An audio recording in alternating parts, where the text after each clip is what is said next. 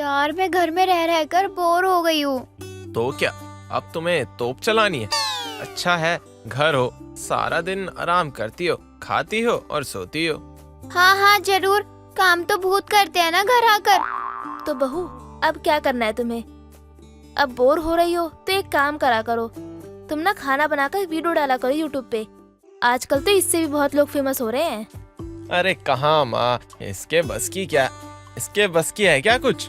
ये 2 दिन करेगी एक आप, 2 दिन बाद इससे कुछ नहीं होने वाला।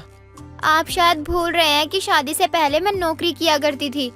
हाँ तो शादी से पहले तो सभी कुछ न कुछ करते हैं, लेकिन शादी के बाद चीजें बदल जाती हैं।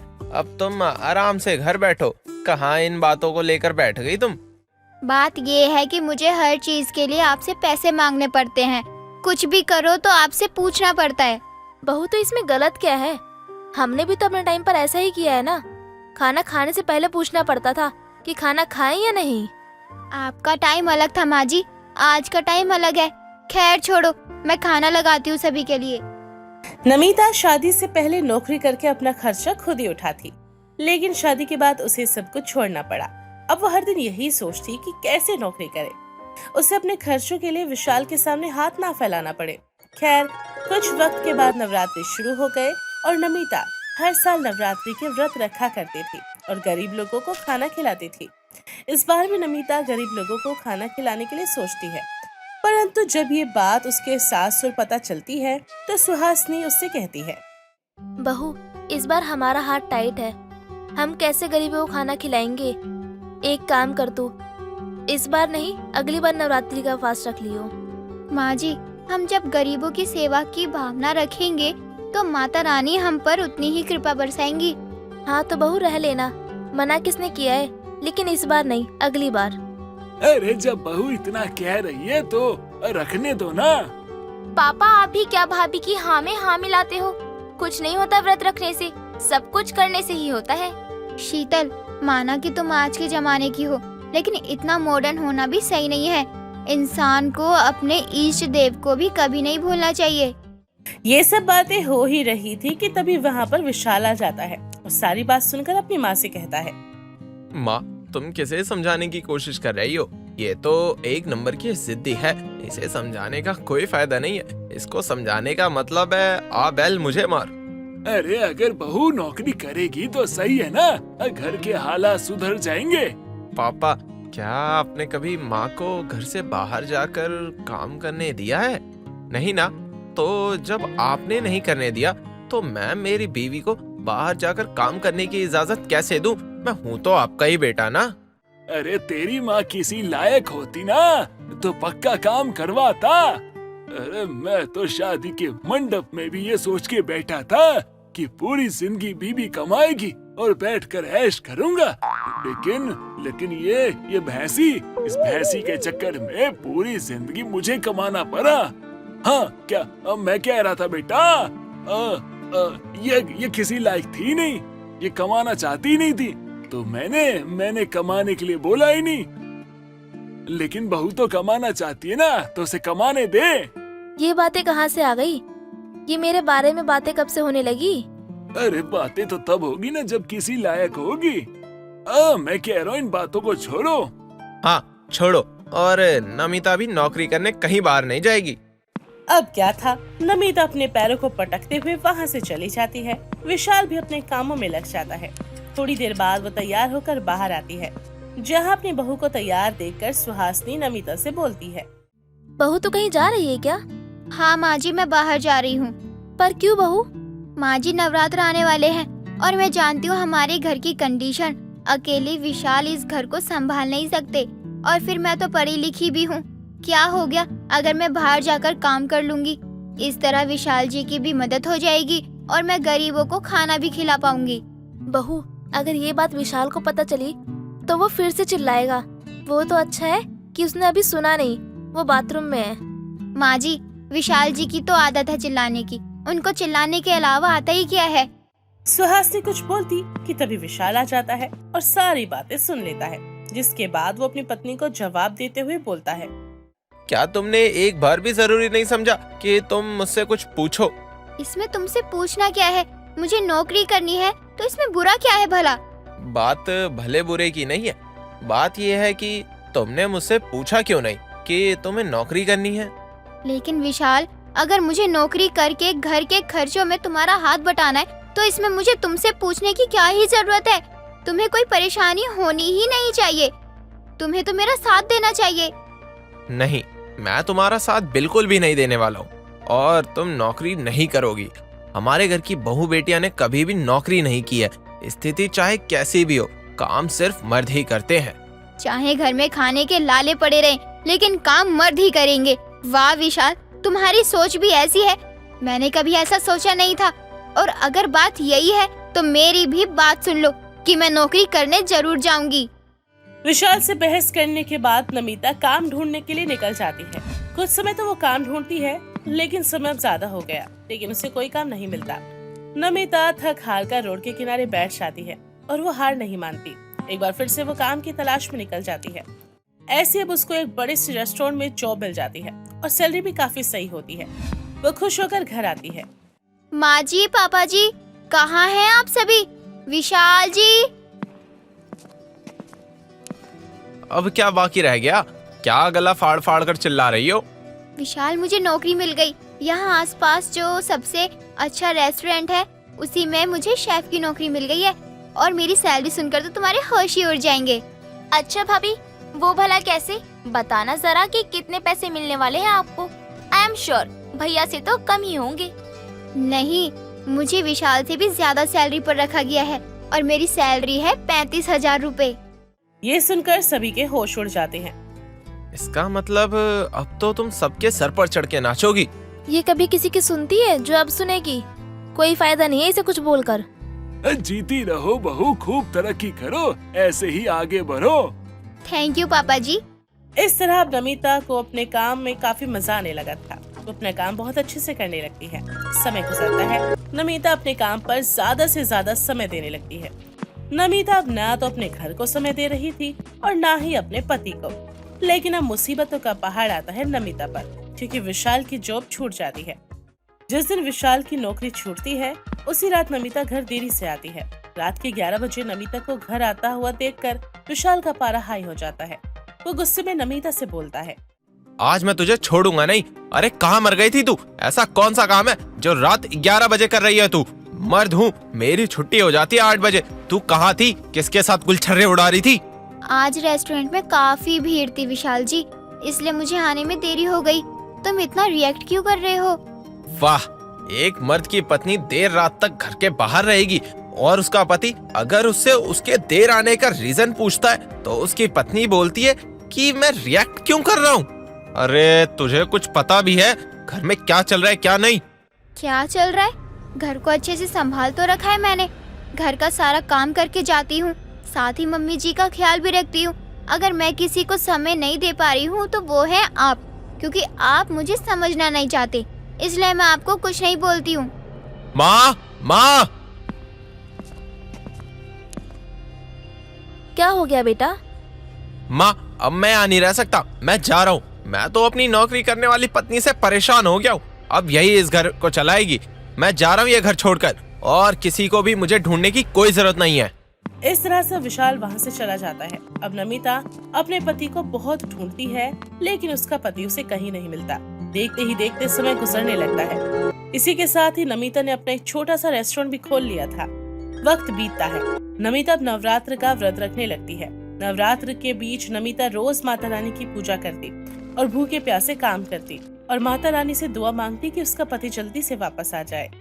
नाज पीटी सब तेरी वजह से हुआ है। तेरी जिद के कारण मेरा बेटा घर छोड़कर चला गया। लेकिन माँ जी, मैंने क्या है? मैं तो बस अपना काम कर रही थी ना, तो फिर भला इसमें मेरी क्या गलती?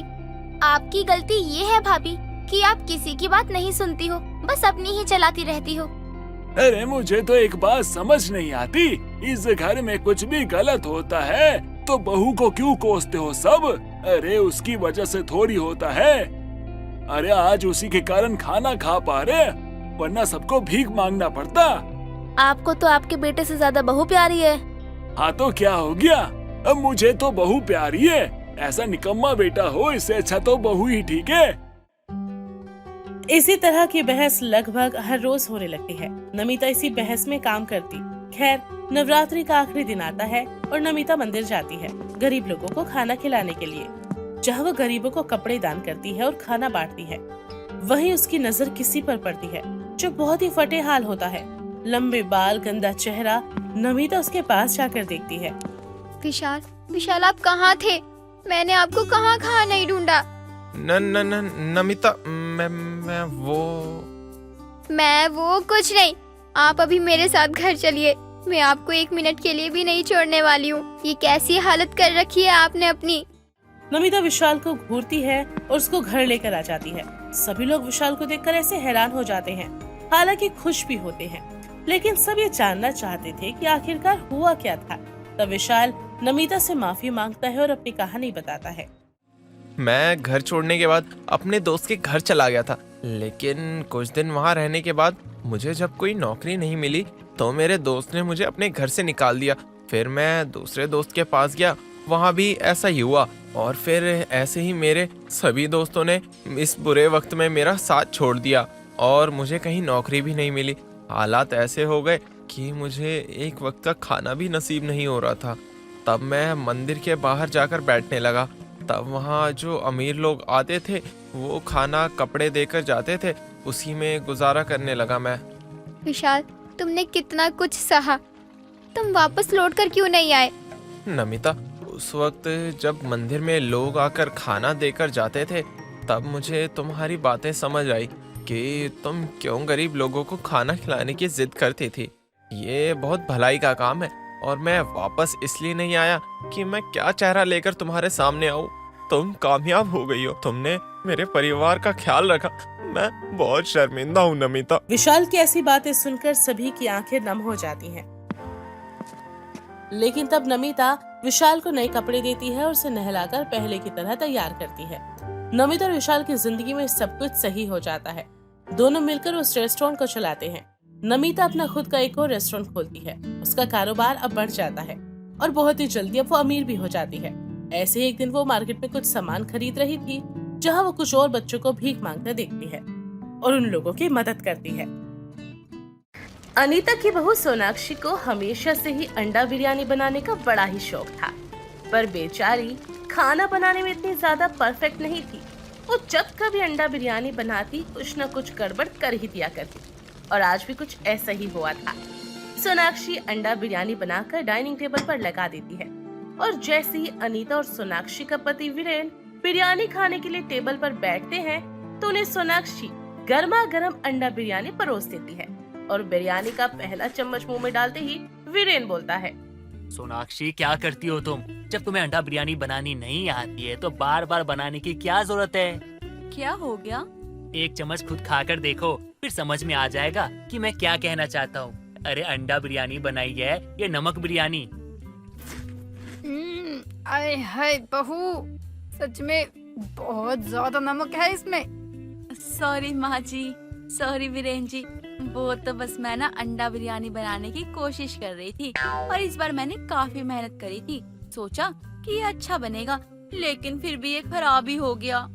जब तुम्हें पता है कि खाना भी तुम्हें ढंग से बनाना नहीं आता तो ये अंडा बिरयानी बनाने का भूत क्यों सवार है तुम पर?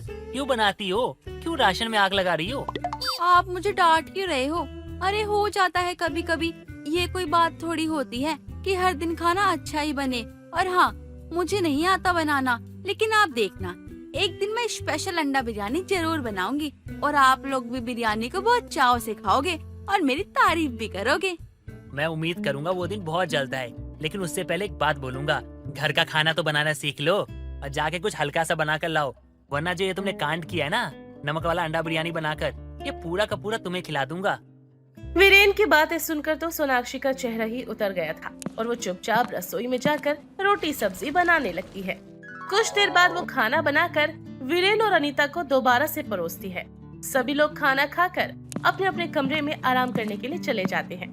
सोनाक्षी टेबल पर रखी हुई अपनी अंडा बिरयानी को देखते हुए बोलती है, कोई बात नहीं, मैं मेहनत तो करती ही रहूंगी और कोशिश भी करती रहूंगी। कभी ना कभी तो परफेक्ट अंडा बिरयानी जरूर बनाऊंगी। इतना कहकर सोनाक्षी भी खाना खाती है और बाकी के काम निपटाकर आराम करने लगती है। दिन गुजरते चले जाते हैं। हर हफ्ते सोनाक्षी अंडा बिरयानी बनाने की कोशिश करती, लेकिन स्पेशल अंडा बिरयानी नहीं बना पाती। और ऐसे एक दिन अनीता सोनाक्षी की इन बेकार की कोशिशों को देखते हुए उसके पास आती है और उससे कहती है, सोनाक्षी बहू, तू मेरी बात मान और ये अंडा बिरयानी बनाने का ख्याल तू अपने दिमाग से निकाल दे। इसको तू बाद में सीख लेना। फिलहाल जो मामूली खाना है तू उन पर ध्यान दे और उनमें परफेक्ट हो जा। हमें तू सादा खाना भी खिला देगी ना तो हम उसमें ही खुश हैं। माँ जी, मुझे खुद पे पूरा यकीन है। सादे खाने के साथ साथ मैं अंडा बिरयानी भी जल्द ही बनाऊंगी। अनीता अपनी बहू को बार बार समझाती कि उसे अंडा बिरयानी का ख्याल अपने दिमाग से निकाल देना चाहिए, लेकिन सोनाक्षी अपनी जिद पर अड़ी थी। ये देखकर अनीता को भी काफी गुस्सा आ जाता है। सोनाक्षी बहू, अगर तुझे नहीं बनाना आ रहा तो तू क्यों अपनी मेहनत वेस्ट करती है? अरे मेहनत तो मेहनत, तू तो हमारा राशन भी बर्बाद कर रही है। माँ जी, मैं कोशिश कर रही हूँ ना, और मुझे पूरा यकीन है कि मैं। बस बहू, बहुत हुआ। अरे नहीं खाना मुझे तेरे हाथ की अंडा बिरयानी, और प्लीज यू इस तरह राशन बर्बाद करना बंद कर। अनीता की बात सुनकर सोनाक्षी आगे कुछ नहीं बोल पाती और चुपचाप वहाँ से चली जाती है, पर उसके दिल में अंडा बिरयानी बनाने की ख्वाहिश अभी भी जागृत थी। ऐसे एक दिन सोनाक्षी YouTube पर अंडा बिरयानी बनाने की नई रेसिपी देख रही थी। आज तो मैं इस रेसिपी से स्पेशल अंडा बिरयानी तो बना के रहूंगी। और माँ जी ने तो मुझे घर में अंडा बिरयानी बनाने को मना कर दिया है। अब मैं करूँ तो करूँ क्या? अगर मैंने घर पे अंडा बिरयानी बनाई तो माँ जी तो मेरी जान ही ले लेंगी। अब मैं कहाँ जाऊँ? सोनाक्षी को अंडा बिरयानी बनानी थी और वो अपना दिमाग तोड़ाने लगी थी। तभी उसको अपनी पड़ोसन शीतल का ख्याल आता है। शीतल ना सिर्फ उसकी पड़ोसन थी बल्कि अच्छी दोस्त भी थी, इसलिए वो पहुंच जाती है अपनी पड़ोसन यानी कि अपनी सहेली के घर, वो भी अंडा बिरयानी बनाने के लिए। शीतल, अगर तुम्हें ऐतराज ना हो तो आज मैं तुम्हारी रसोई में अंडा बिरयानी बना सकती हूँ। हाँ, क्यों नहीं बना सकती? लेकिन एक बात बताओ, तुम मेरे घर अंडा बिरयानी बनाने क्यों आई हो? तुम्हारे घर का सिलेंडर खत्म हो गया है क्या? नहीं, ऐसी कोई बात नहीं है। वो क्या है ना कि सोनाक्षी शीतल को सारी रेसिपी बता देती है। उसकी बात सुनकर शीतल को बहुत हंसी आती है, जिसके बाद वो सोनाक्षी से कहती है, तुझे मानना पड़ेगा, तुझे अंडा बिरयानी बनाने का इतना भूत सवार है कि अपनी सास के डर से यहाँ आ गई। चल, आज तो मैं भी तेरा साथ दूंगी बिरयानी बनाने में। सच में? क्या तुम मेरी मदद करोगी? हाँ, बिल्कुल करूँगी। शीतल की बात सुनकर सोनाक्षी तो बहुत ही खुश होती है, जिसके बाद दोनों सहेलियां मिलकर अंडा बिरयानी बनाने की तैयारी करने लगते हैं। शीतल के साथ अंडा बिरयानी बनाते हुए सोनाक्षी को काफी सारी नई चीजों के बारे में पता चलता है, जो सोनाक्षी को पहले नहीं पता थी।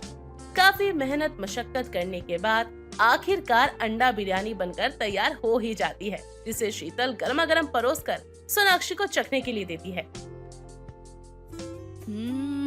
आहा, अच्छी बनी है बिरयानी तो। सारे मसाले कितने परफेक्ट हैं इसमें।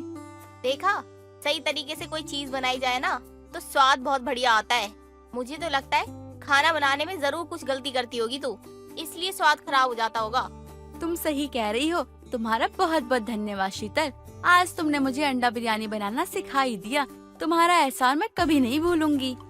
बस भी कर यार, दोस्त तो होते ही है मदद करने के लिए। चल, अब तू बिरयानी लेकर जा और अपने पति और सास को खिला।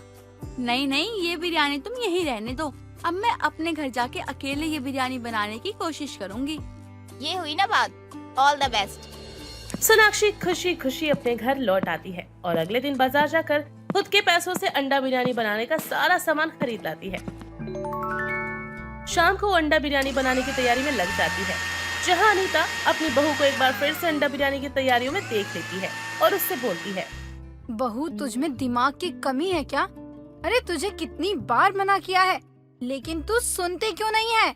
माँ जी, बस एक आखिरी मौका दे दीजिए।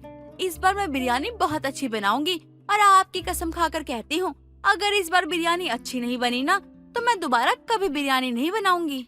हे भगवान, अब मेरी जिंदगी की डोर सिर्फ आपके हाथ में है, बचा लेना मुझे।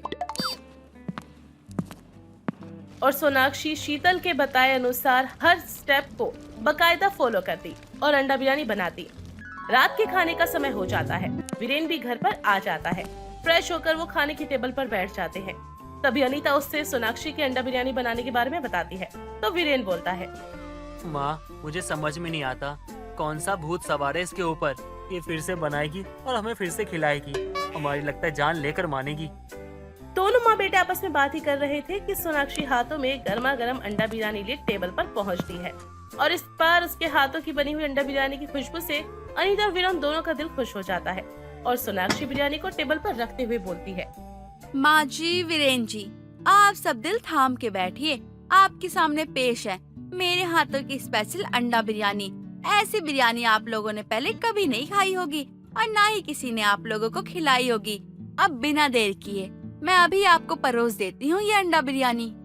थोड़ी हवाबाजी करने के बाद आखिरकार सोनाक्षी की प्लेट में गर्मा गर्म अंडा बिरयानी परोस देती है और इस बार तो वाकई सोनाक्षी के हाथ की अंडा बिरयानी खाकर वीरेन और अनीता का दिल खुश हो जाता है और दोनों उंगलियां चाटते रह जाते हैं। तभी वीरेन सोनाक्षी से बोलता है, अच्छा है, मस्त है यार, क्या लाजवाब बनाया तुमने। वैसे ना मजा आ गया खाकर, थोड़ा सा और दो। लीजिए लीजिए और लीजिए। माँ जी, मैंने कहा था ना एक दिन आपकी बहू कुछ कर ही दिखाएगी और देखो आज आपकी बहू ने अंडा बिरयानी बना ही दी। सच कह रही हो तुम। वैसे तुमने बहुत अच्छा बनाया है। अब तो मैं कहता हूँ हफ्ते में 4 दिन बनाओ और हमें प्यार से खिलाओ। हम तो फैन हो गए इसके। हाँ बहू, वीरेन बिल्कुल सही कह रहा है। बहुत ही लजीज है ये अंडा बिरयानी।